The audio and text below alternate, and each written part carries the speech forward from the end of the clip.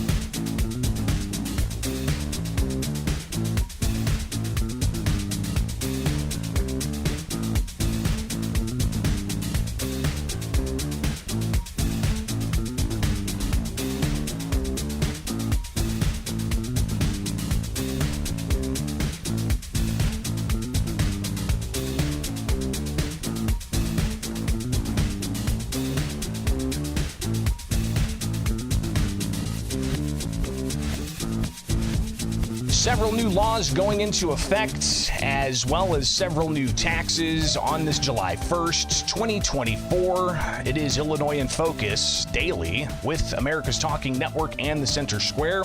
I'm Greg Bishop. Thanks for taking time with me here each and every weekday morning. Be sure to like, subscribe, and hit that notification bell with America's Talking Network to stay up to date with what we've got coming up each and every weekday morning.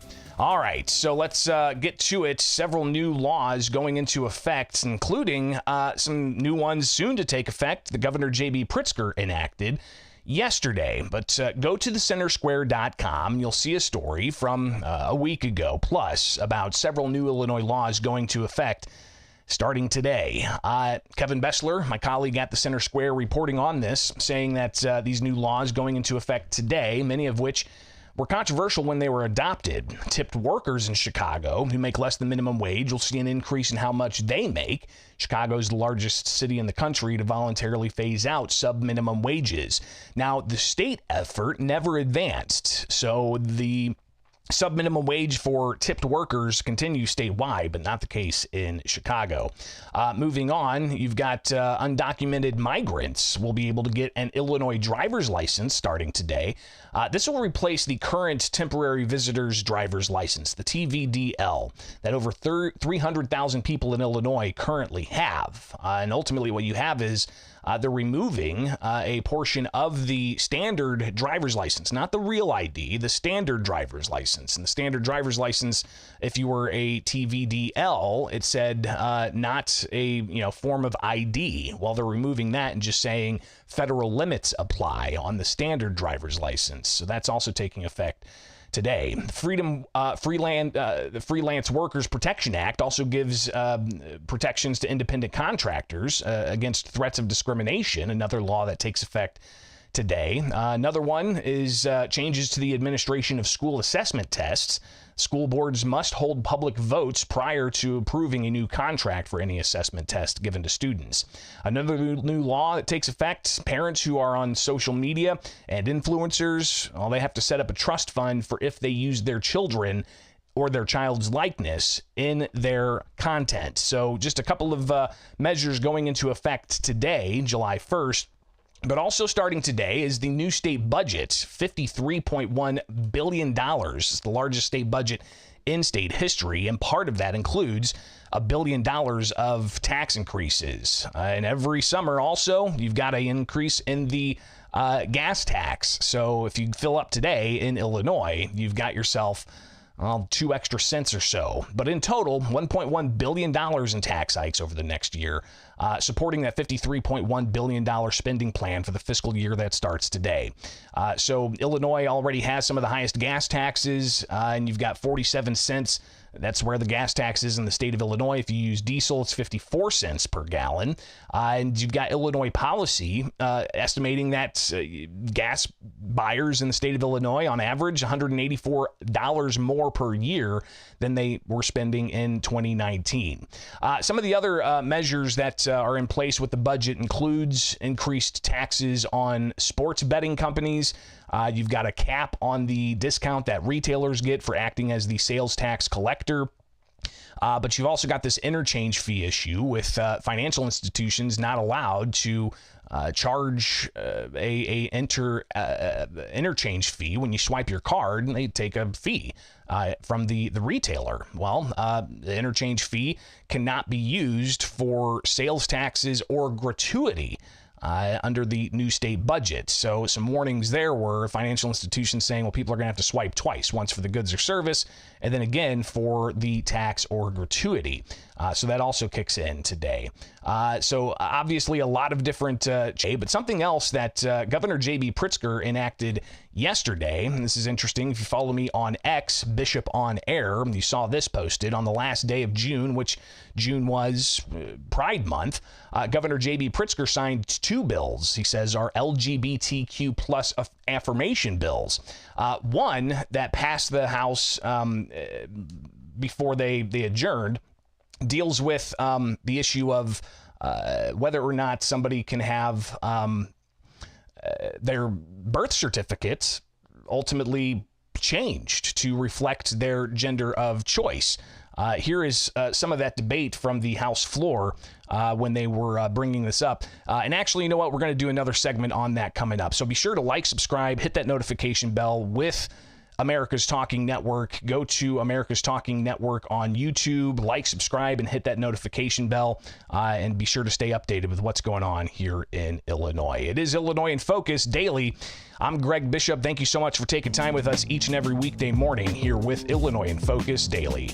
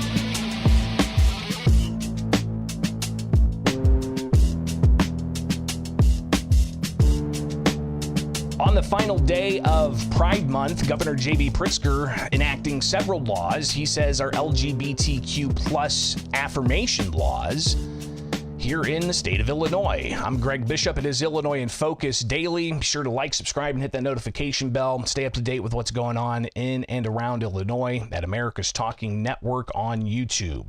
So Governor Pritzker, yesterday, he shared a update on some bills he signed, and he says that they are LGBTQ affirming bills. One requires nonprofits who make donations over $1 million in grants to report demographic information about their boards. Another removes barriers to the process of changing legal gender on a birth certificate for Illinois residents born in other states. So let's talk about that first one. On the House floor, State Representative Ullical, he was the sponsor, talking about what exactly this measure does for the individuals who want to change their gender on birth certificates if those birth certificates are from out of state. House Bill 5507 addresses a pressing legal gap for those in Illinois seeking to make gender marker corrections on identifying documents.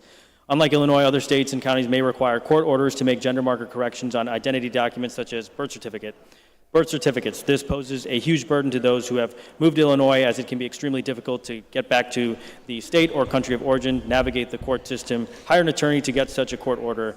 Many of those states will accept a finding of fact from an Illinois judge to make the necessary gender marker change. However, due to a lack of clarity in the law, judges are not granting this request.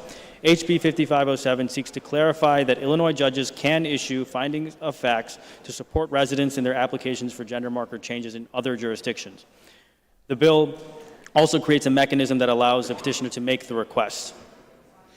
To be clear, the bill does not grant any new authority to judges, and it does not compel another jurisdiction to accept an Illinois judge's order. It simply clarifies that judges may issue findings of fact to petitioners seeking a gender marker change. So again, it's something that will allow for somebody not from Illinois who lives in Illinois to go to a judge and more easily get a finding of fact to change the gender of their birth certificate in another state. State Representative Dan Ugasti, a Republican from Geneva, pushed back on this idea and said he's not going to support it. In Illinois, we've designed our laws to allow for such changes.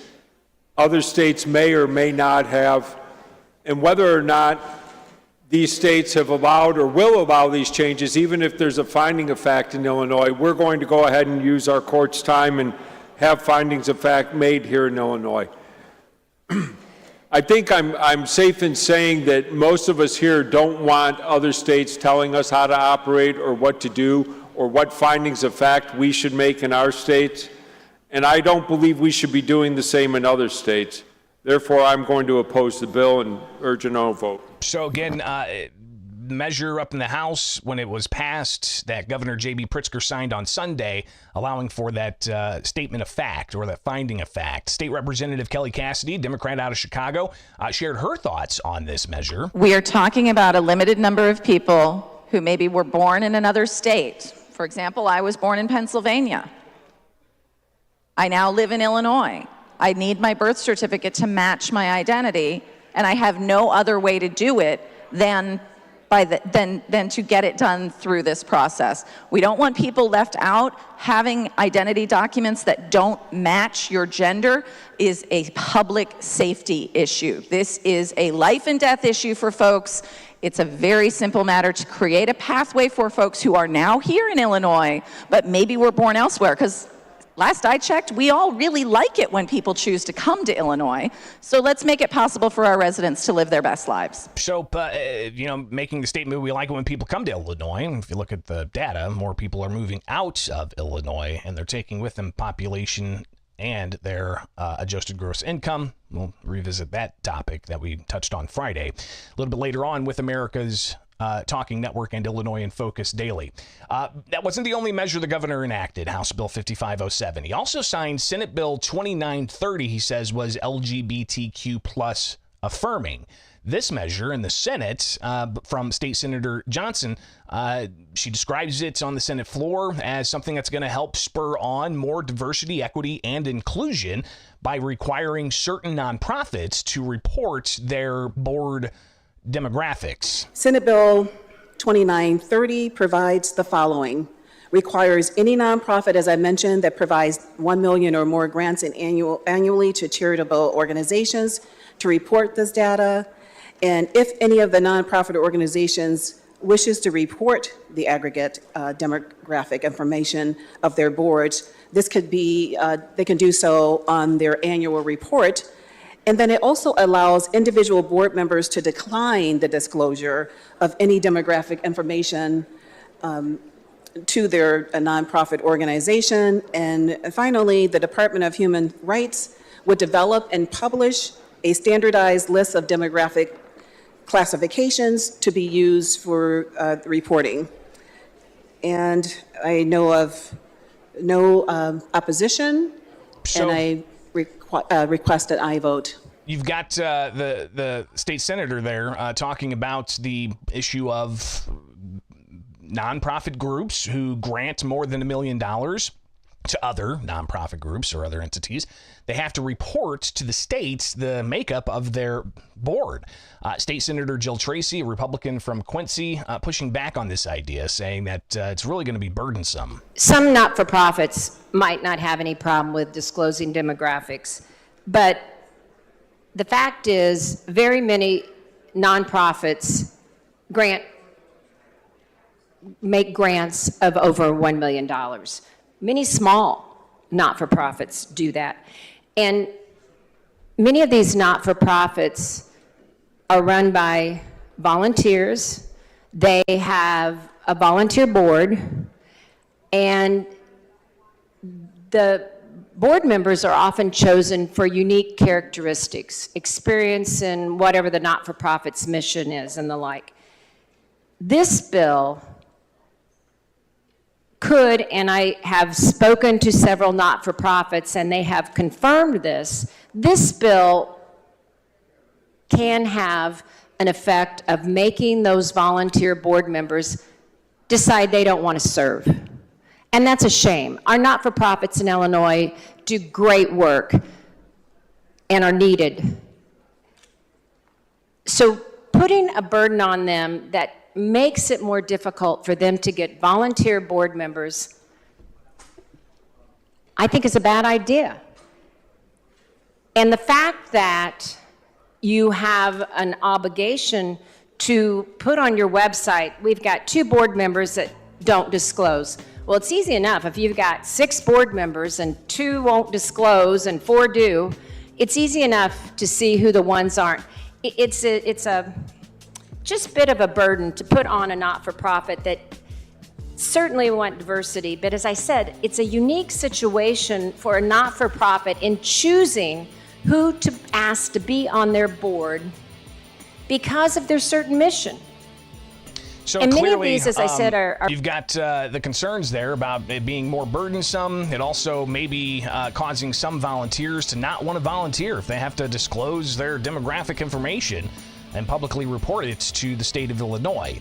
So those are the 2 bills the governor enacted on Sunday, and here we are Monday morning, July 1st. Appreciate you being here. It is Illinois in Focus Daily. Be sure to like, subscribe, and hit that notification bell with America's Talking Network.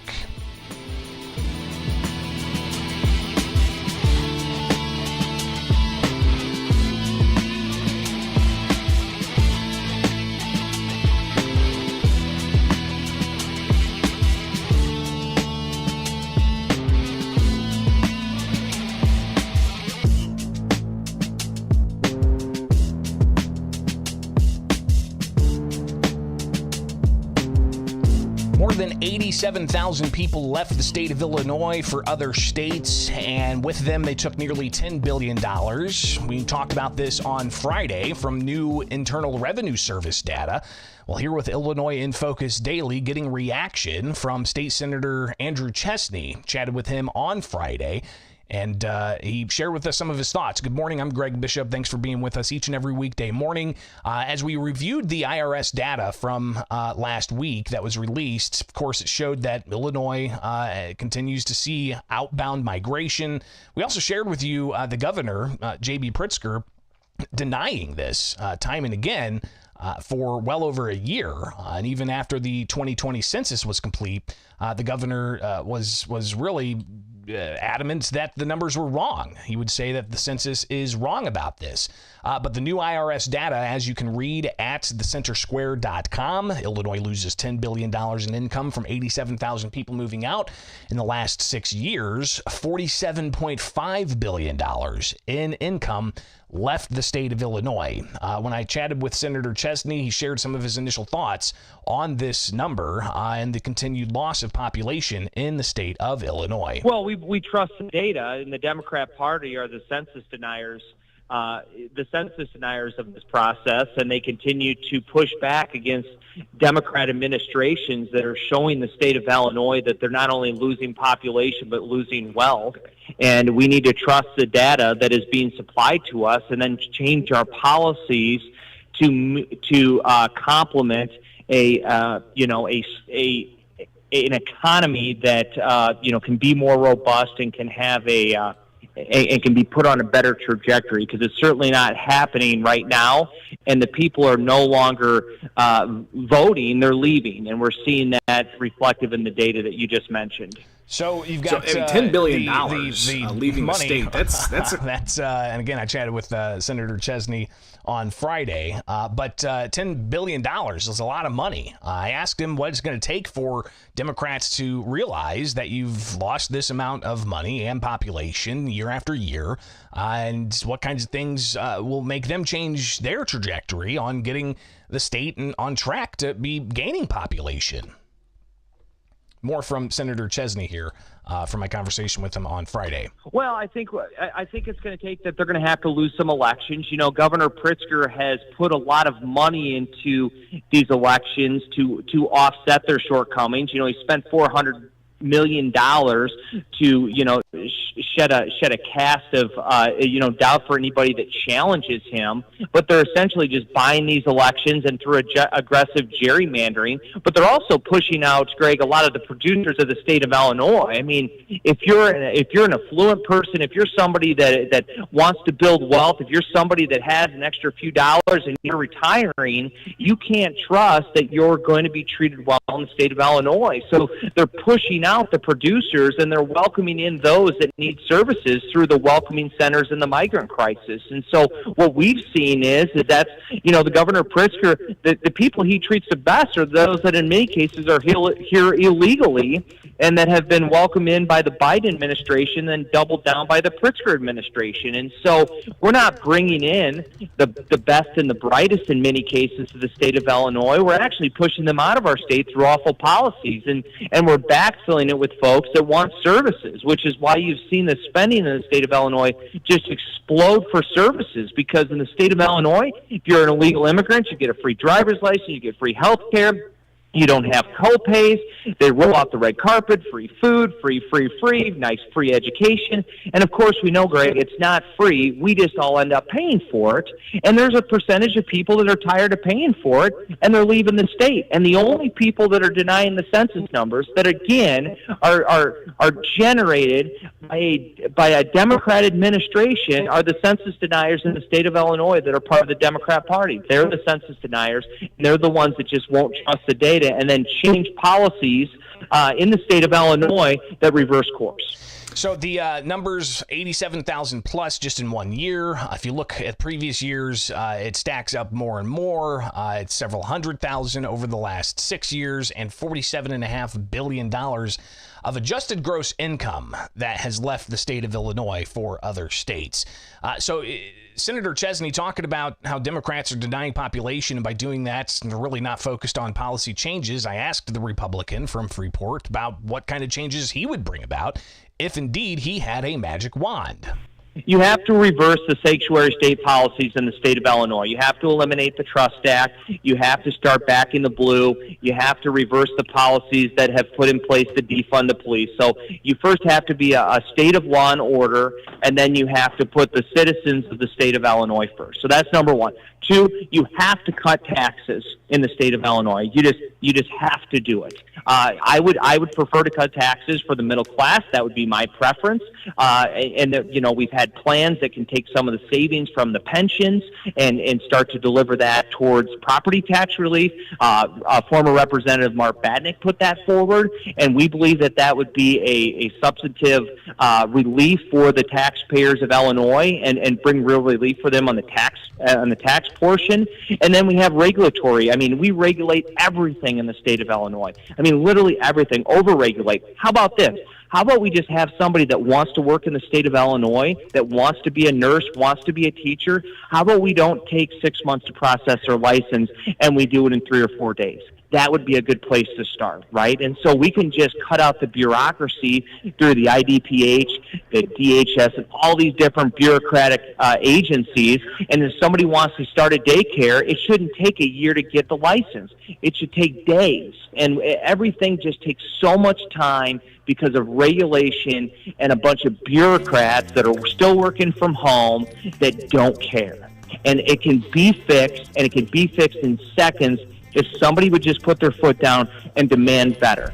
That's what I do. Those three things. Again, that's State Senator Andrew Chesney. Conversation I had with him on Friday reacting to the IRS data showing another year of population decline, people moving out of the state and taking with them adjusted gross income of close to $10 billion from 87,000 people moving. And if you look at the income levels, it's higher income people who are moving out of the state, being replaced by fewer people who are making less.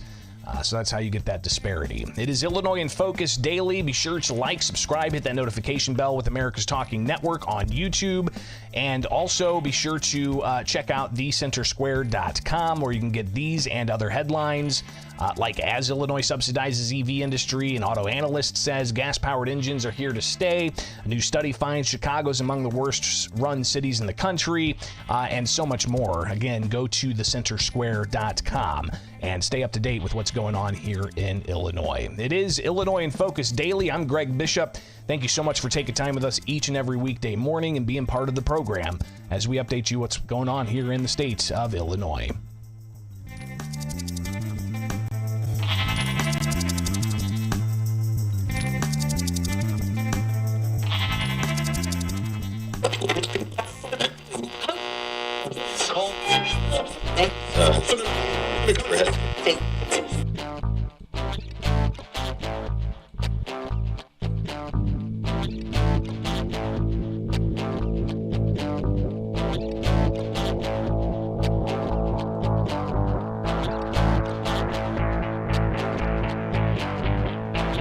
That's that for America's Talking Network, Illinois in Focus Daily. Again, please do go and subscribe to America's Talking Network on YouTube. A date certain soon.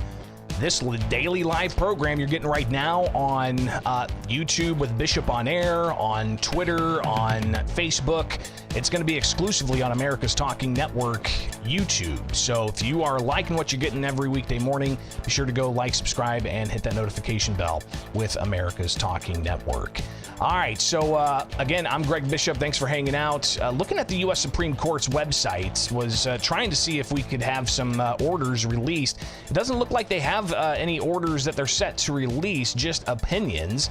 Let's see if we can try to find if they're going to take up the gun ban challenge in Illinois. So U.S. Supreme Court orders list. It doesn't say on their front page that they're releasing any orders, but let's take a look here. And still doesn't seem that they have any miscellaneous orders or order lists posted so far. Well, I guess we'll just have to see what the analysts have to say about that. Maybe we update you as we get more information. All right, guys, have yourselves a wonderful rest of the day. We'll be back at it live tomorrow. Again, like, subscribe, hit that notification bell at America's Talking Network on YouTube. Somebody asked for the link. Just search America's Talking Network YouTube and you'll find it, where you can like, subscribe, and hit that notification bell and stay up to date with what's going on with Illinois in Focus Daily, plus the clips of the program and more. Just search, again, America's Talking Network. Like, subscribe, hit that notification bell, and get Illinois in Focus Daily. Have yourselves a wonderful rest of the day. I got to get out of here and get to work. See you here tomorrow.